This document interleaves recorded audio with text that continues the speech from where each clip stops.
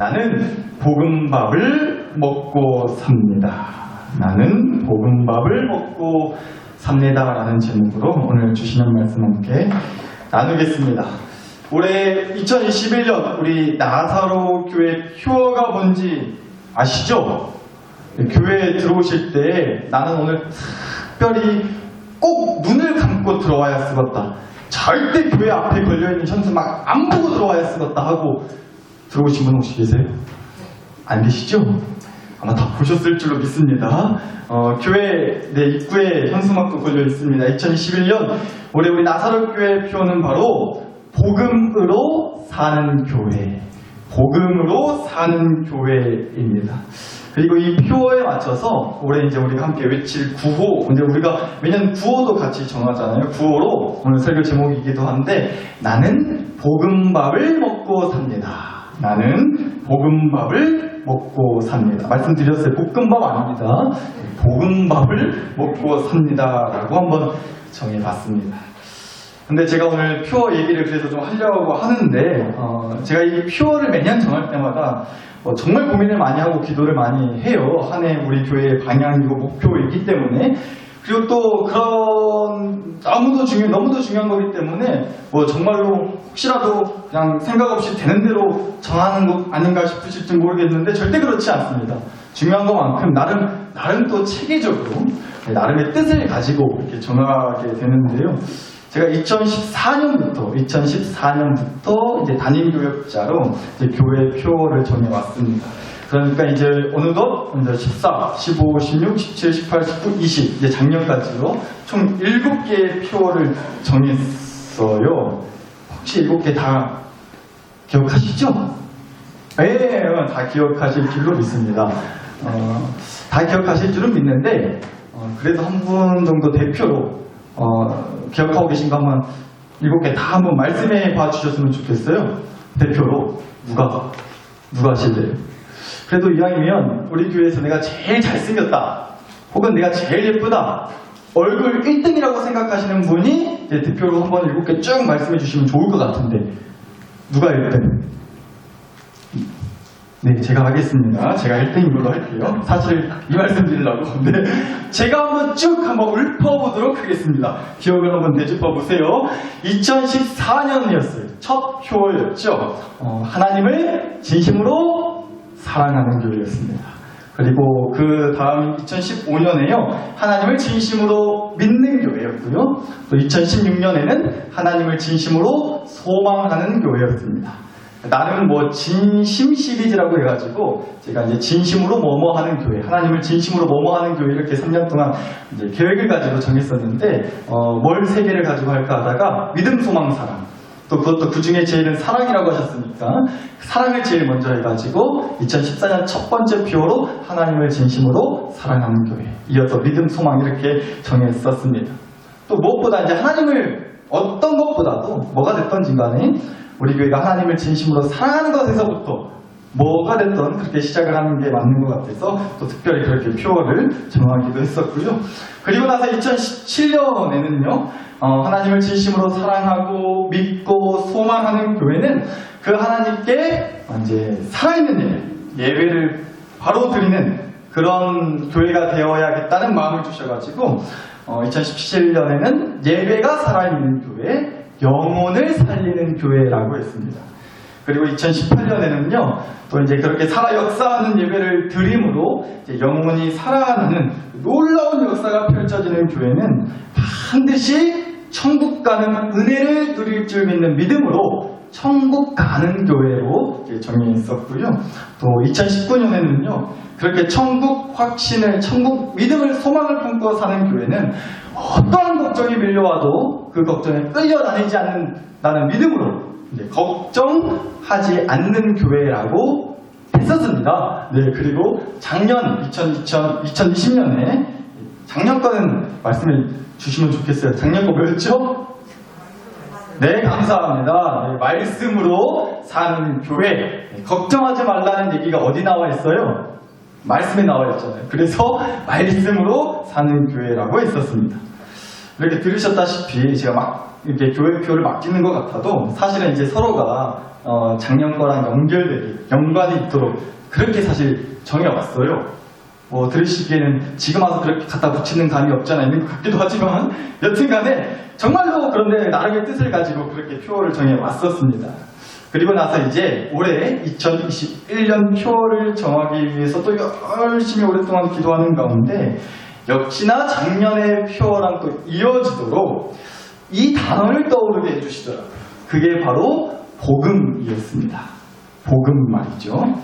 왜 그러냐면 하나님이 우리에게 주신 이 말씀, 이 성경 말씀이 얘기하는 게 저는 결국 이 한 단어로 얘기할 수가 있겠더라고요. 그게 바로 복음이었습니다. 복음이라는 거예요. 이 말씀이 우리에게 말해주는 걸 한 단어로 말하자면 다름 아닌 복음이라는 겁니다. 그래서 올해 2021년 우리 교회 표어가 그래서 복음으로 사는 교회가 된 거였습니다. 또 그래서 올해 우리에게 주신 또 주제 성경 말씀으로 또 우리가 함께 올 한 해의 성경 말씀으로 그 어떤 말씀보다 정말 깊이 묵상하면서 붙들었으면 하는 그런 말씀으로 주신 게 바로 오늘 우리에게 주신 로마서 1장 16절이었습니다. 길다면 길고 제법 짧다면 짧다고 할 수 있는 한 절인데 물론 앞으로 또 이 16절 전체를 또 차근차근 살펴보고 다루겠지만 특별히 또 여러분이 더 외우기 쉽게 제가 중간에서 끊었어요. 1장 16절 이 말씀 중에서요.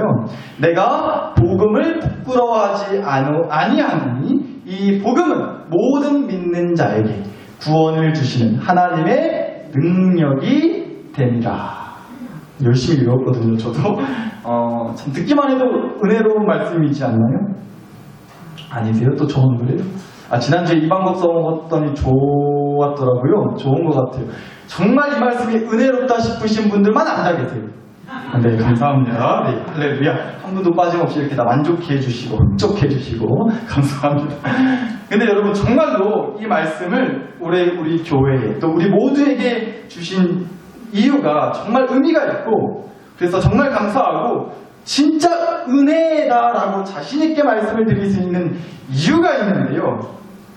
왜냐하면 그 어느 때보다 올 한 해 정말 우리에게 딱 필요한 말씀이 바로 이 로마서 1장 16절이겠다라는 생각이 들었기 때문이에요. 앞으로 이제 이 복음이라는 주제를 가지고 이 복음이라는 큰 주제를 가지고 몇 주 동안 이렇게 함께 여러 가지 얘기를 나누려고 해요. 사실 그래서 오늘은 일종의 맛보기, 간보는 그런 설교이기도 한데요. 우리 교회 표어를 복음으로 사는 교회로 정했는데 그랬다면 이 질문을 해볼 수 있을 것 같아요. 왜 복음인가? 왜 하필 복음인가? 왜 이 시국에 그 많고 많은 것 중에 왜 하필 복음인가라는 질문을 우리가 함께 생각해 봤으면 좋겠어요. 그리고 이 질문을 놓고 생각해 보면서 오히려 이 시국이기 때문에 특별히 더욱더 우리가 복음을 붙들어야겠구나. 무엇보다 복음이어야 하겠구나라는 그런 깨달음이 우리 안에 있었으면 좋겠습니다. 그래서 복음 지금 하고 있는 거예요. 그 무엇보다 우리에게 이 복음이 필요한 한 해인 것 같기도 하고 때문이기도 하고요. 여러분 작년 한 해 동안 작년부터였죠. 이제 코로나라는 듣도 보도 못한 정말 요상한 놈이 와가지고 그야말로 징글징글한 1년을 보냈습니다. 또 해가 바뀌어서 지금까지도 마찬가지고요. 근데 무엇보다 이 코로나가 무섭기까지 한 것은 역시나 우리의 건강을 위협하는 이유 때문이 크지만 무엇보다도 다름 아닌 우리의 신앙을 흔들어가는 것. 교회에 모이는 것부터 해서 함께 또 모여 예배를 드리는 것부터 해서 그렇게 우리를 흔들어 대더니만 더 나아가서는요 근본적으로 하나님을 향한 우리의 마음마저 건들기 시작한다는 겁니다. 그리고는 하나님을 향한 믿음을 건들기 시작했고 심지어는 마치 무슨 믿는다는 게 죄인 것 마냥 믿음이 그렇게 대수로운 거냐고 그렇게 대단한 거라고 이 난리통에 교회 예배 믿음 했사냐고 하나님 믿는다는 게 손가락질을 받고 욕을 먹게 되는 그런 세상이 되어버렸어요. 그러니까 오늘 주신 말씀처럼 오늘 우리에게 주신 말씀에 나와 있듯이 믿음이 부끄러워지는 시대가 되어버렸다고요. 복음이 부끄러워진 시대가 되어버렸다는 겁니다. 이제 교회를 향한 복음을 향한 세상의 시선은요, 더욱 차가워질 수밖에 없을 겁니다. 더욱 손가락질 받을 수밖에 없을 거예요. 그래서 어쩌면 우리를 더 위축하게 만들기도 하겠죠. 가면 갈수록 점점 더 우리를 교회로부터, 하나님으로부터, 복음으로부터 멀어지게 할 것 같기도 해요. 이미 시작됐고요. 단순히 예배를 드리냐 못 드리냐만의 문제가 아니라는 겁니다. 우리가 믿고 붙드는 복음을 건드리기 시작했다는 거예요. 하나, 복음이 뭔 대수냐? 복음이 대체 뭔디? 복음이 뭔 대수라고 무엇이라고? 말 같지도 않은 소리에 정신 나가지고 정신 못 차리고 거기에 빠져가지고 그러고 자빠졌냐고. 이런 말들이 더 거세질 거라는 겁니다. 복음을 그렇게 부끄럽게 만들 거라고. 그런데 여러분, 이런 일은요, 지금 우리한테뿐만 아니라 오늘 우리에게 주신 말씀인 이 로마서 말씀이 쓰여졌을 당시 그 시대에도 역시나 마찬가지였어요. 한번 고린도전서 1장 23절을 보시겠습니다. 읽어드리죠. 우리는 십자가에 못 박힌 그리스도를 전하니 유대인에게는 거리끼는 것이고 이방인에게는 미련한 것이로되라는 말씀이 있습니다. 복음이라는 게 앞으로 더 우리가 자세히 나누겠지만 간단히 좀 한마디로 좀 정리를 하자면 우리의 죄를 짊어지시고 우리의 죄를 짊어지시고 죄인인 우리를 대신해서 십자가에 못 박혀 죽어주시고 부활하신 우리 주 예수 그리스도를 믿음으로 구원받는 것, 이것이 바로 복음인데요. 이 고린도전서 말씀에 따르면 이 복음을 전하는 것이, 이 복음을 얘기하는 것이 유대인에게는 거리끼는 거고요, 이방인에게는 미련한 것으로 그 당시에도 여겨졌다는 거예요. 그러니까 예수님을 구원자로 믿지 않는 유대인들에게는, 예수를 구원자로 믿지 않는 유대인들에게는 그 십자가에 못 박히신 예수 그리스도에 대한 이야기가 전혀 와닿지도 않고요, 심지어는 거슬리는 거였다고. 예수 따위를 믿어서 무슨 구원을 받을 수 있냐고, 복음이 어쨌고 저쨌고 말 같지도 않은 소리 하지 말라고. 그런 자기들의 믿음을 위협하는, 예수라고 하는 그런 말도 안 되는 하나님이라고 우겨싸는 그 예수를 믿는 게 무슨 구원을 받을 수 있는 길이냐고 그렇게 얘기하며 자기들에게 위협이 되는 것을 여겨 거슬려 했다고요, 유대인들은. 그런 사람들이 있었어요. 또 이방인들에게는요, 이 복음 이야기가 미련한 소리, 바보 정치 같은 소리, 되도 않는 소리로 여겨졌다는 거예요. 실제로 당시에는 이 복음이라는 말이요, 이제 우리가 지금은 교회에서만 주로 쓰는 말이 됐는데, 이 당시에는 이 복음이라는 말을 쉽게 말해서 꼭 교회라는 사람, 예수 믿는 사람들만 썼던 게 아니고요, 일반적으로도 교회를 다니지 않고 예수를 믿지 않는 사람들도 일반적으로 많이 쓰는 말이었다고 해요, 복음이라는 말이. 그리고 특히 어떨 때 주로 이 말을 썼느냐, 복음이라는 말이 그대로 해석하자면 좋은 소식, 기쁜 소식이라는 뜻인데, 따라서 자기들 사회에서 뭔가 좋은 일이 있을 때, 전쟁에서 이겼다든지, 또 로마 제국의 새로운 황제, 그 당시에 이제 로마 제국이라고 하는 그 큰 나라의 새로운 황제가, 지금으로 치면 대통령이 임명됐다거나, 혹은 그 황제가 자식을 낳았다거나, 이런 기쁘고 좋은 소식이 있을 때 쓰인 단어가 바로 이 복음이었다고 합니다. 그러니까 뭐예요? 일반적으로 사람들이 쓸 때는, 사람들이 생각했을 때는 자기들 눈에 뭔가 보이고 좀 손에 잡히고 뭔가 내 삶에 실제적이고 직접적인 어떤 도움과 영향과 유익을 주거나 뭔가 내 삶에 그렇게 기쁘고 좋은 소식으로 여겨질 만한 것들, 그런 것들을 복음이라고 했다는 거예요. 그런데 무슨 보이지도 않고 잡히지도 않는, 감이 잡히지 않는 이 허무맹랑한 이야기, 예수라는 양반을 믿고 그 십자가에 달려 죽은 그 사람을 믿으면 구원을 받는다거나 하는 이런 전혀 생뚱맞는 말 같지도 않은 얘기는 미련한 것으로 여겼다는 거죠.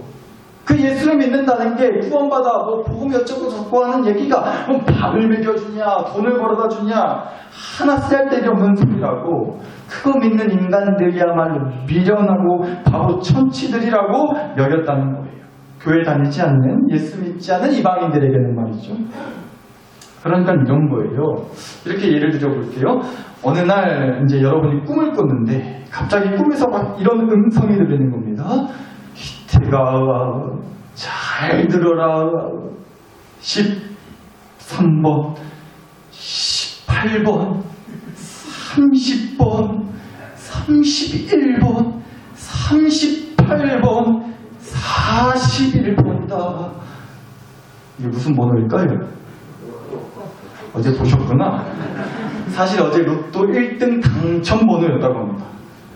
이 지나간 버스예요. 뭐 13번, 18번, 30번, 31번, 38번, 41번 지나간 버스니까 뭐 여튼간에 맞습니다. 로또 번호였어요. 그런데 뭐 이런 게 우리는 막 그 당시에 막 복음을 미련한 거라고 여겼던 사람들, 헛맹랑하고 하나 도움 안 되는 거라고 생각했던 그 사람들한테는요, 마치 그런 로또 1등 당첨 번호를 알려주는 게 아니면, 그렇게 뭔가 직접적인 도움을 주는 게 아니면 복음으로 열지 않았다는 거죠. 그런 게 복음이지, 내 삶에 도움이 되고 돈이 되고 뭔가 득이 되는 게 복음이지, 뭔 예수가 어쩌고 십자가가 어쩌고 구원이 어쩌고 저쩌고 하는 이런 게 복음이라고 우겨싸는 게, 이런 걸 복음이라고 말하는 게 미련하다고 여겼다는 거라는 겁니다. 미쳐도 적당히 미치라고 했다는 거예요. 그러니까 여러분, 이렇게 당시에도요, 이 말씀이 쓰여졌던 당시에도 복음은 전혀 환영받지 못한 얘기였다는 거예요. 인기 없는 얘기였어요. 지금도 그렇죠. 갈수록 더해가고요. 앞으로 더하면 더했지 못하진 않을 것 같습니다. 그렇게 복음은 오늘날에도 여전히 그렇게 부끄러워져만 가고 있습니다. 그런데 여러분, 성경은 분명히 우리에게 말씀하고 계시다는 거예요. 내가 복음을 부끄러워하지 않는다. 복음을 부끄러워하지 말라고. 왜요? 복음은 모든 믿는 자에게 구원을 주시는 하나님의 능력이 되기 때문이라는 겁니다. 복음은 곧 하나님의 능력이라는 거예요. 그래서 앞서 보신 이 고린도전서 1장 23절에 이어서 나오는 24절 말씀에서도요, 읽어드리죠. 오직 부르심을 받은 자들에게는 유대인이나 헬라인이나 그리스도는 하나님의 능력이요 하나님의 지혜니라라는 말씀이 있습니다. 그러니까 뭐예요? 사랑하는 나사렛교회 식구 여러분, 그러니까 부끄러워하지 말라는 겁니다. 부끄러워하지 마시라는 거예요. 적어도 우리가 복음만큼은 부끄러워하지 말자는 겁니다. 다른 거 다 양보해도, 다른 거 좀 내려놓을 수는 있어도 이 복음만큼은 절대 양보하지 말자는 겁니다. 왜요? 복음에는 능력이 있기 때문에 그래요. 나를 살리는 능력이 있기 때문에 그렇다. 절대 거리끼는 것도, 거리끼는 것도, 미련한 것도 아니라는 겁니다. 복음은 능력이기 때문에 그래요. 복음은 나를 살리는 하나님의 능력이기 때문에 그래요. 복음은 나를 구원하는 하나님의 능력이 되어준다고요. 복음은 우리 가정을 구원하고 우리 교회를 구원하고 이 땅을 구원하는 능력이 된다는 겁니다. 그래서 올 한 해 동안 우리가 죽어라 외치기를 원하는 거예요. 나는 복음밥을 먹고 삽니다. 여러분, 힘들 때일수록 더 잘 드셔야 돼요. 그쵸? 밥맛 없다고 막 안 드시고 그러시면 힘들 때일수록 입맛 없으셔도 잘 드셔야 된다고. 대한민국 사람은 밥심으로 산다고 얘기합니다. 대한민국 사람은 밥심으로 산대요. 저는 마찬가지라는 말씀을 드리고 싶습니다. 하나님 나라 백성도 밥심으로 사는 겁니다. 근데 무슨 밥이요? 비빔밥? 콩밥이요? 볶음밥이요? 아니라고요. 물론 그것도 참 좋죠. 그런데 우리를 먹여 살리는 법은 다름 아닌 복음밥이라고요. 그러니 복음밥 먹고 살자는 겁니다. 그래서 복음밥 먹고 살 수 있다고 말씀을 드리는 거예요. 그러려고 우리를 오늘도 부르셨습니다. 와서 복음밥 먹으라고, 마음껏 먹으라고, 얼마든지 먹으라고. 그래야 기운 내서 살 수 있습니까? 그래야 비로소 내 영혼을 살찌울 수 있습니까? 그래야 비로소 내 영혼이 튼튼해지고 건강해질 수 있습니까? 우리 신앙의 최고의 면역력을 키우기 위한 것은 다름 아닌 복음밥일 줄 믿습니다. 올 한 해 그렇게 특별히 우리한테 하나님이요, 복음밥을 한솥 가득 하시고 차려주시고 싶어 하시는 것 같아요.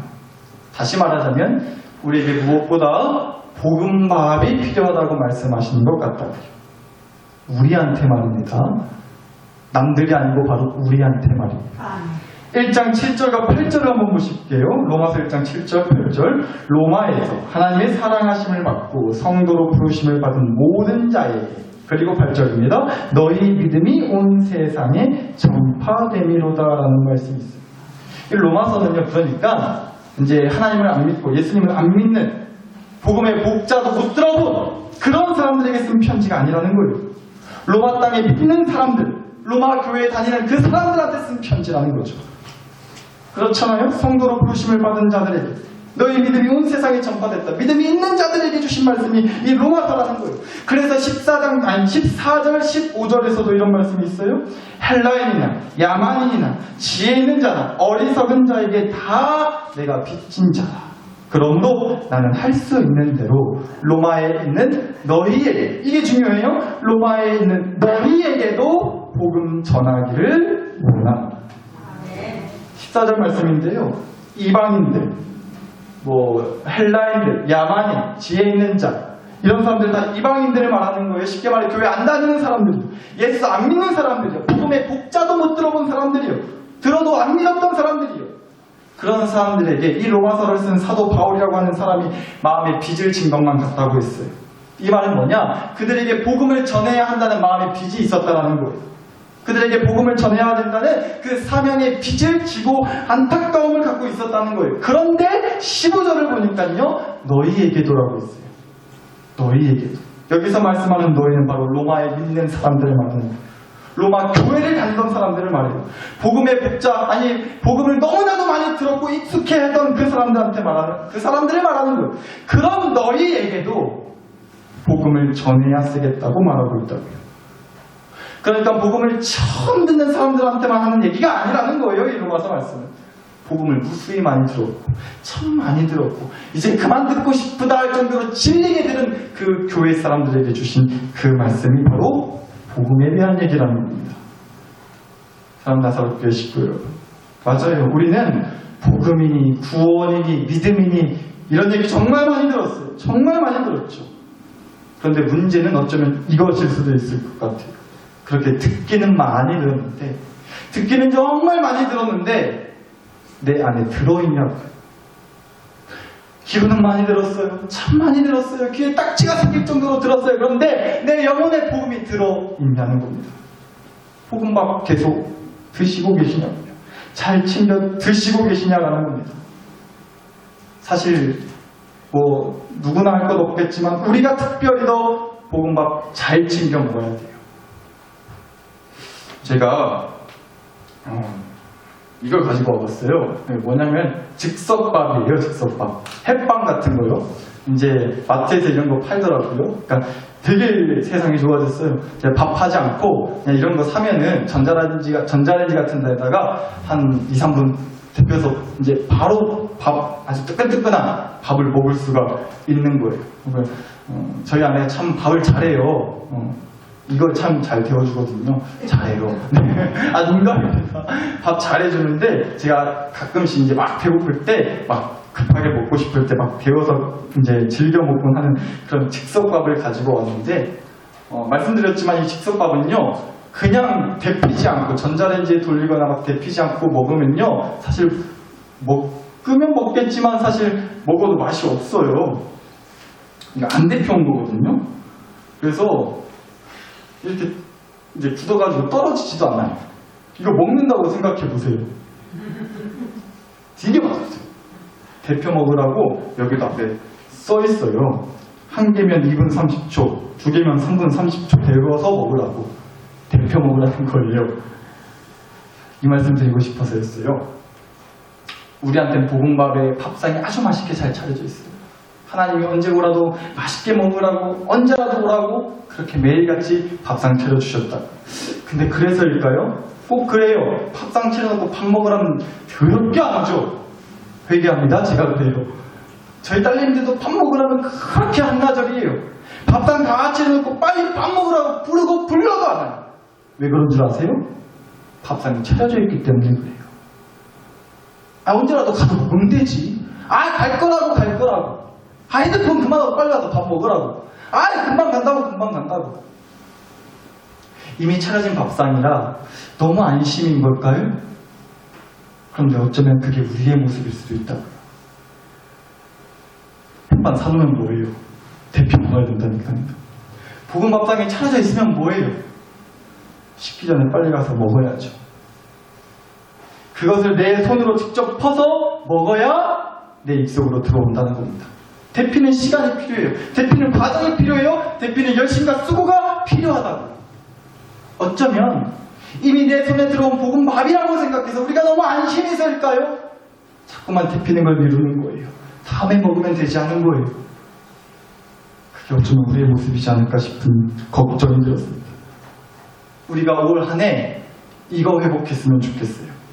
이 복음밥의 맛을 제대로 누리고 이 복음밥을 확실히 붙들고 살 필요가 있어서 그거 회복하라고, 그게 진짜 중요하다고, 그래서 우리 교회에게 다름 아닌 이 표어를 주신 것 같아요. 복음으로 사는 교회. 복음밥을 먹고 삽니다. 복음의 복자도 모르고 복음의 복자는 들어본 적도 없는 사람들도 당연히 복음 이야기 들어야 하겠지만, 복음의 복자 그래도 한두 번이라도 들어봤다고 하는 우리야말로 우리에게도 도대체 이 복음이 무엇이라는 건지, 뭐라는 건지 우리가 이거 좀 다시 한번 정리하고 생각하는 시간을 꼭 가졌으면 좋겠습니다. 왜요? 그래야 살 수 있다고 하시잖아요. 그래야 이겨낼 수 있어요. 이 시국을. 그래야 지켜낼 수 있어요. 그래야 구원받을 수 있다. 복음에는 그 능력이 있기 때문에 그렇습니다. 이 말씀만 드리고 마치겠습니다.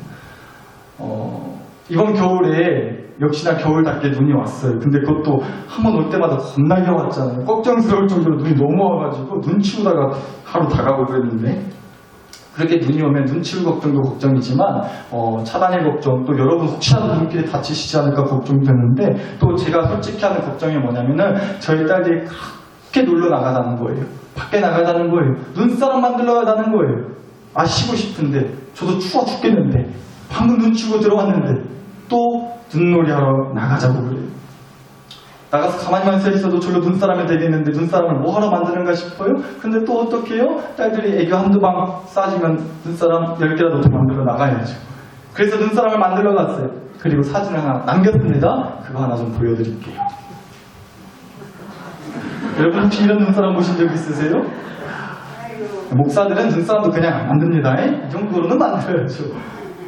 저희 딸애가 저랑 같이 이렇게 열심히 만든 눈사람의 옆에 서서 환하게 웃고 있는 모습을 사진으로 찍었습니다. 그런데 이 눈사람 만들 때 굉장히 바람이 많이 불었어요. 얼마나 춥던지요. 근데 추운 건 둘째치고 저렇게 눈사람을 높이 탑처럼 쌓아서 만들자고 해서 여튼 만드는데 자꾸만 바람이 너무 세게 부니까 이게 쓰러지는 거예요. 한 중간쯤 만들었다 싶으면 또 쓰러지고, 좀 제법 높게 쌓았다 싶으면 또 바람에 쓰러지고, 나중에 막 여러 번 그러니까 짜증이 나더라고요. 그래서 여운아 그냥 들어가자, 좀 있으면 됐잖아. 그렇게 막 이제 제가 꼬셨는데 저희 딸애가 또 너무나도 은혜로운 말씀을 저한테 전해주시더라고요. 아빠, 나 절대 포기 안 할 거야. 나 절대 포기 안 할 거야.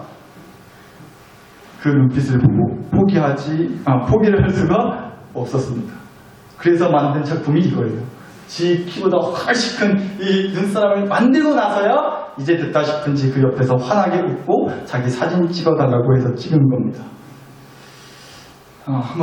근데 이제 이 웃는 모습을 잘 보여드리고 싶은데 작아가지고 안 보이실까봐 확대해가지고 가져왔거든요. 이렇게 환하게 웃고 있었어요. 근데 이 표정을 좀 잘 기억하셨으면 좋겠어요. 일부러 그냥 가지고 온 건 아니고 일부러 가져왔어요. 사랑 나사렛 식구 여러분. 이런 말씀 드리면서 마치고 싶습니다. 올 2021년 한 해 동안 우리 또 복음의 탑을 쌓아 올릴 거예요. 그런데 솔직히 말씀드리죠. 쌓다 보면 실증이 나거나 그만 쌓고 싶다, 포기하고 싶고, 자꾸만 우리의 복음을 부끄럽게 만드는 매서운 바람에 그냥 그만두고 싶을 때가 있으실 거예요. 복음이고 뭐거나 모르겠고 이쯤 했으면 이 정도까지만 그럼 됐다고. 자꾸만 포기하고 싶고 그만두고 싶게 하는 매서운 바람이 불 수도 있다고요. 그리고 그렇게 동물들이 열심히 쌓아올린 복음의 탑이 바람에 그만 쓰러지고 무너질 수도 있을 거예요. 더 거세질 거라니까요. 그 공격은, 바람은. 그런데 이런 말씀 드리고 싶습니다. 잘 쌓아 올리시기를 정말로 간절히 바라요. 그런데 그보다도 잘 못 쌓으시더라도 쌓다가 쏟아지고 쓰러지고 무너지고 뭉개져도 부탁드립니다. 포기하지는 말아주세요. 우리 포기는 하지 말자는 거예요. 우리가 조심할 건 조심하고 양보할 건 양보하자고. 그러나 복음만큼은 절대 양보하지 말자는 겁니다. 복음만큼 더 복음밥 열심히 데펴 먹자고요. 더 열심히 복음밥 퍼 먹자고요. 복음밥 끼니는 놓치지 말자는 겁니다. 그래야 복음의 탑을 다시 쌓고 쌓아서 결국에는 복음의 탑 옆에서 아까 기억하시죠? 이렇게 환하게 웃을 수 있게 될 줄 믿습니다. 그래야 살 수 있다고요. 그래야 내 영혼이 살고, 그래야 우리 가족이 살고, 그래야 우리 교회가 살고, 그래야 이 나라가 살 수 있습니다. 그것이 복음의 능력입니다. 복음을 부끄러워하지 아니하노니 이 복음은 모든 믿는 자에게 구원을 주시는 하나님의 능력이 되니라. 이 말씀 붙들고 매주 나는 복음밥을 먹고 삽니다. 우리 그렇게 외치면서 복음의 능력 의지하고 복음의 능력 소망하며 살아갈 수 있게 되기를, 그래서 결국 이렇게 환하게 웃으며 살아가는 2021년 올 한 해가 될 수 있기를 주님의 이름으로 간절히 축복합니다.